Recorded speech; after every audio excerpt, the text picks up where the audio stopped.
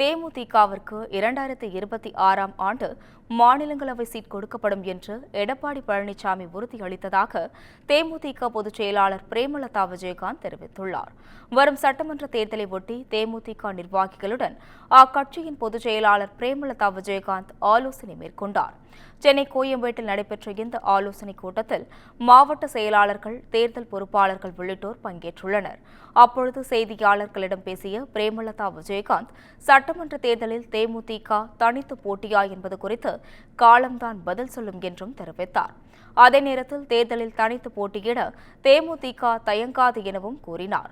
கடலூரில் அடுத்த ஆண்டு ஜனவரி 9ஆம் தேதி தேமுதிக மாநாடு நடைபெறும் என்றும் குறிப்பிட்டார்.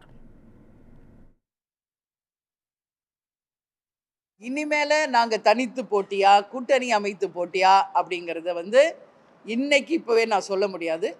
நிச்சயமாக தனித்து போட்டியா அப்படின்றதற்கான கேள்விக்கு காலம்தான் பதில் சொல்லும்.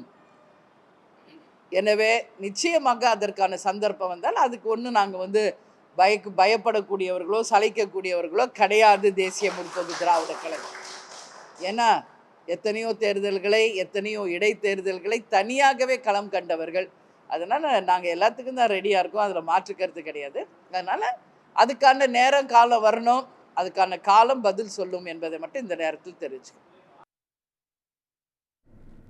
தொடர்ந்து பேசிய அவர், தேமுதிகவிற்கு மாநிலங்களவை சீட் தொடர்பாக அதிமுக ஏற்கனவே அறிவித்ததில் ஆண்டு குறிப்பிடப்படவில்லை என்றும் தெரிவித்தார். இதுகுறித்து எடப்பாடி பழனிசாமியிடம் கேட்டபோது ஆண்டு குறிப்பிடுவது வழக்கத்தில் இல்லை என்று கூறியதாக தெரிவித்தார்.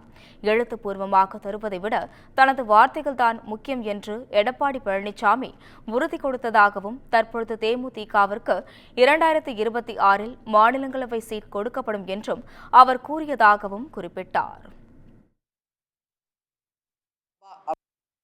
5 பாராளுமன்ற தொகுதி பொறுப்புகளுக்கு நம்ம அறிவித்த போதே ராஜ்யசபாவும் அறிவிக்கப்பட்ட ஒன்று தான். ஆனால் வருஷம் அதில் குறிப்பிடவில்லை.